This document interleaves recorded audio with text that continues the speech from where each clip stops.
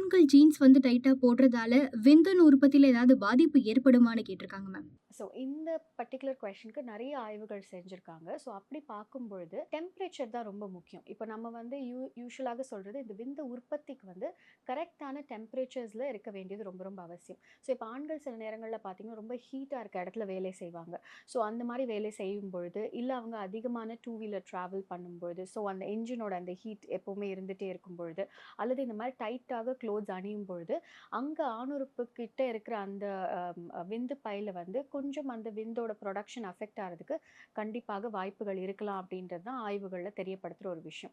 So கொஞ்சம் லூஸான clothes ஆடைகள் வேர் பண்ணுறதும் அவங்களோட ஒர்க் நேச்சரே சில பேர் லேப்டாப் வந்து லேப்பில் வச்சு ஒர்க் பண்ணுவாங்க. ஸோ அதில் ஒரு ஹீட் ஜென்ரேட் ஆகுறது ரொம்ப காமனான ஒரு விஷயம். இல்லை வெளியில் இறங்கி வேலை பார்க்குற ஆண்களும் சரி ரொம்ப நேரங்கள் அந்த ஹீட்டுக்கு எக்ஸ்போஸ் பண்ணாமல் நடுவில் ஒரு கொஞ்சம் பிரேக் எடுத்துக்கிறது ரொம்ப ரொம்ப முக்கியமான ஒரு விஷயம்.